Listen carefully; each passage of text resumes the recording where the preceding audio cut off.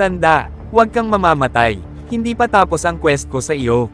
Sigaw ni Greed. Lumipas ang isang araw sa kastilyo kung saan nag-uusap ng malalim si Lady Irene at si Phoenix. Hiyang-hiya ako sa iyo, Miss Lady Irene. Natalo na rin ang pangalawang pangkat ng panunupil. Sa taong pinaniniwalaan mong miyembro ng 7 alipin. Sa kasamaang palad, tama ka, Miss Lady Irene. Nakikita ko, kaya ang tagumpay ng pagsupil na ito ay nakasalalay sa kung kaya nating talunin ang kalaban na ito o hindi. Hindi naman ganyan ang kaso. Gayunpaman, kailangan natin ng reinforcement sa kasalukuyan, sa makatuwid, hindi tayo makakagawa ng hakbang sa ngayon. Wala na tayong magagawa kung ganoon. Kahit na ito ay maaaring tumagal ng ilang sandali, ako ay tiyak na maghihiganti para kay Dorian. Ngunit may napansin naman siya sa labas ng Harden kung saan nandun si Greed. Sino siya? Nakakita ako ng pera. Oh, ito'y isang gintong barya. Ito ang una ko na makakita ng pera. Sambit ni Greed sa sarili na tuwang-tuwa. Lady Irene, nandyan ka ba? Napalingon naman sila nang biglang pumasok ang administrator sa loob. Administrator, mayroong isang kaina-hinalang individual sa hardin, sabay turo ni Lady Irene sa bintana. Oh, napansin mo na siya. Siya ay tinatawag na Greed. Kailangan mong makilala agad ang lalaking iyon. Greed ba kamo? At nang makapasok na si Greed sa kastilyo, ang lalaking ito ay nakatanggap ng utos na lumikha ng mga espada para sa mga kabalyero pagkatapos ng huling subasta. Siya rin ang nagpatigil sa pagmamalupit ng kumpanyang Mero. Pagpapaliwanag ng admin kay Lady Irene. Oh, ang napapabalitang panday. Balak ko sanang makipagkita sa iyo, ngunit inubos ng mga pangyayari ang aking oras. Si Greed na naiinip na naman sa mga sinasabi sa kanya, dahilan para mapaisip ito. Bigyan mo na lang ako ng reward. Pero, parang nakita ko na ang babaeng ito. Mangyaring tingnan ito ay isang espada na ginawa niya. At nang buksan ang kahon ng admin. Nagliwanag naman ito dahilan para magulat sila sa nakita. Tulad ng nakikita mo, ito ay isang hindi kapani-paniwalang sandata. Ano? Ito ay isang espada ng hindi kapani-paniwalang kapangyarihan, binibini Irene. Paano siya nakagawa ng isang kahangahangang bagay? Pag-usapan na natin agad kung magkano ang ibabayad nyo dyan. Sigurado ako na sinabi mo na tataasan mo ang sahod kung magiging mas mahusay ang mga armas. Ngiting sabi naman ni Greed sa kanila, Sir Phoenix, kung hahawakan mo ang espadang ito, magiging kaparehas ka ba ng 7 alipin? Tanong ni Lady Irene. Gamit ang espadang ito, kaya kung harapin, hindi. Kaya kung nang talunin sila. Matapang na sabi ni Phoenix kay Lady Irene. Sa sinabi ni Phoenix, agad naman tumayo si Lady Irene. Napakahusay, pagkatapos ay hindi na kailangang mag-alinlangan. Administrator, mangyaring bilhin ang espadang ito, iiwan kita upang magpasya sa presyo. Ikaw si Greed, tama. Magkita tayo ng mas madalas. Sabay abot ng mga kamay niya kay Greed. Nagtaka naman si Greed nang may nakita siya na parang nakita niya na noon. Ang singsing na iyon, saan ko ba nakita ito? Di bali na nga, gusto ko ang bagong pinuno ng Winston. Siya ay may kakayahang umangkop at bukas ang isip, napakahusay. Matapos ang lahat, nag-antay naman si Greed sa sala. Pinaghintay ba kita, Greed? Pakiusap, pakibilasan, pagod ako sa lahat ng pagmamartilyo. Naiintindihan ko, itinoon mo ang lahat ng iyong lakas at isip upang likhain ang obra maestra. Huwag mo akong isipin na lokohin, tumagal ako ng halos 1,000 ginto para makagawa ng isang bagay na yon. Bibilhin namin ang espadang iyon sa halagang 220,000 na ginto. Ano? 220 golds lang. Hindi 200 na ginto. Ang sabi ko, 220,000 na ginto. Nablangko naman saglit si Greed sa narinig. Kung kaya't napatayo ito saglit, pasensya na, napakaliit ba nito? Ang taunang budget ng Winston ay 170,000 ginto, ito ang pinakamaraming maibibigay namin sa iyo. Paliwanag ng admin kay Greed habang nakita ito na parang nadismaya. Ngunit sa kabila ng lahat, ito'y hindi naman makapaniwala sa laki ng bayad na ginto sa kanya, sabay napaisip naman ito. Ano, ito'y humigit 264 million won. Mayroon pa akong 254 million won kahit bayaran ko ang aking utang. At sa mga naisip ni Greed, para naman itong lumutang sa ere habang nag-iisip ng magagandang bagay sa buhay niya sa hinaharap. Ang aking 26 na taong paghihirap ay humahantong hanggang sa araw na ito. Pwede na akong pumunta sa high school reunion party na nakasuot ng mag-agarang damit at mamahaling sasakyan. Ipahayag natin ang aking pag-ibig muli kay Oyong, ang aking unang crush. Sa wakas ay dumating na ang tagsibol. Sige, ibebenta ko ito sa presyong iyon. Isang matalinong desisyon, at ito ay tanda ng aming taos-pusong pasasalamat. At inabot naman ang isang maliit na kahon kay Greed. Ano ito? Nagulat naman siya nang makita niya ang laman. Oh, ito ang material na kailangan ko para kay Failure. Sa tingin ko kailangan ko ng 15 sa kanila. Ang swerte ko sa araw na ito. Okay, ngayon i-finalize natin ang transaksyon dito. Notification, quest cleared.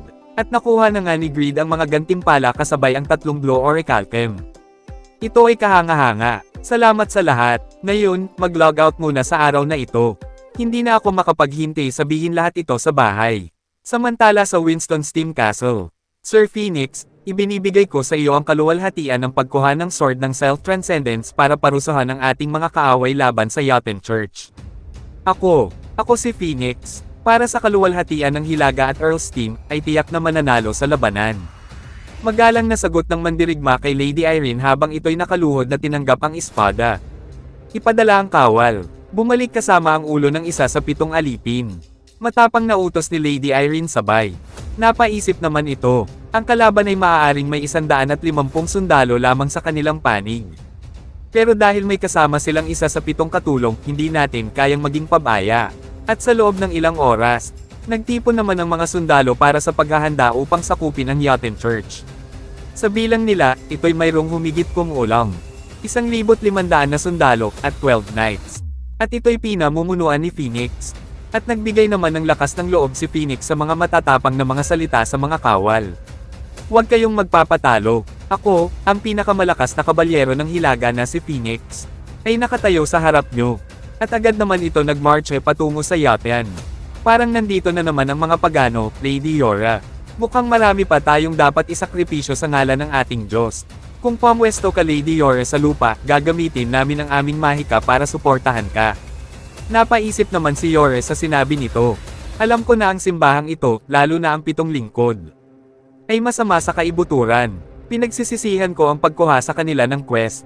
Ngunit maliban kung makakuha ako ng isang nakatagong class tulad ni Agnes o Katz ay wala akong magagawa. Matapos mag-isip ni Yora, agad naman itong tumalon para salubungin ang mga kabalyero. Nakita naman siya ni Phoenix. Dahilan para mapaisip ito. Nagpakita na siya sa wakas. Isa sa masasamang 7 alipin. Tatapusin namin ang iyong masamang gawain ngayon. Ang isipin na isasama nila ako sa masasamang 7 alipin na iyon. Gayunpaman, ito ay hindi maaaring makatulong na ang aking aksyon ay tila hindi marangal. Matapos mag-isip ni Yora, agad naman itong nag-spell ng mahika. Dakilang Diyos ng kadiliman, ihayag mo sa amin ang hindi matatawaran ng iyong kapangyarihan. Nabalutan naman agad ng napakalakas na aura si Yora. Sa nakita ni Phoenix, napasabi na lang ito na, ang kalangitan ay nagdilim. Habang si Yora naman ay sinabi sa kabalyero, dapat kong protektahan ang mga mananampalataya. Agad naman itong nagpakawala ng kapangyarihan. Darkstorm. Nagulat naman si Yora nang hindi man lang pinansin ni Phoenix ang spell niya, kasabay nito, agad naman nakarating sa harap niya ang mandirigma na kabayo at si Phoenix. Imposible. Nagawang harangan ng pinuno ang madilim na bagyo. Naalarma naman si Yora kung kaya ginamit niya ang shield. Diamond Barrier. Huwag mong isipin na hawakan ang mga sundalo ko. Ako ang kalaban mo. Perfect state of self-transcendence. Galit na sigaw ni Phoenix sa skill. At sa lakas nito, nasira naman ang shield ni Yore dahilan upang magtaka ito sa nangyari. Ang Diamond Barrier ko ay nawasak kahit na ang monster ng boss ay hindi ito nagawa sa akin. Nasira ito ng isang skill lang ng kabalyero. Hindi maaari iyon. Ito ang sayo. Spell Magic. Hell. Notification, ang Hell ay black magic spell na nagiging sanhi ng isang target na mapunta sa isang estado ng takot. At naramdaman naman ni Phoenix ang madilim na aura sa kanyang paligid. Anong napakalaking skill. Pero hindi sa akin tatalab ang mga iyan. Hindi ito gumagana. Paano? Napatingin naman si Yore sa espada. Notification, perfect state of self-transcendence. Bawat stat ay tataas ng 200% sa loob ng 2 minuto. Magiging palaban ng user sa bawat epekto ng katayuan. Hindi makokontrol ng user ang kanilang sarili sa tagal ng skill. Hindi makagalaw ang user, bumaba ng 30% ang kanilang depensa at magic resistance sa loob ng 2 segundo pagkatapos ma-activate ang skill. Itong pakiramdam ng kawalan ng kakayahan. Naramdaman ko na ito dati. Siya nga, si Green. Ngunit hindi niya namalaya na umatake na pala si Phoenix dahilan para siya matamaan. Wala nang ibang paraan ngayon. Wala nang babalikan.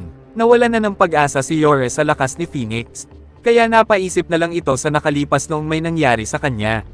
17 araw ang nakalipas, nakamit mo ang 100,000 na pananampalataya at narinig niya ang boses ng Diyos na si Yatian. Pagpapalain kita ng bagong kapangyarihan. Kung magdadasal ka sa akin, kailangan ko ng kapangyarihan. Isang kapangyarihan na maaaring gamitin laban sa mga hindi naapektuhan ng black magic. Kung ganon, ibibigay ko sa iyo ang gusto mo. Darkness. At sumabog naman agad ng malakas na pulang aura na napapaligiran ng itim nito.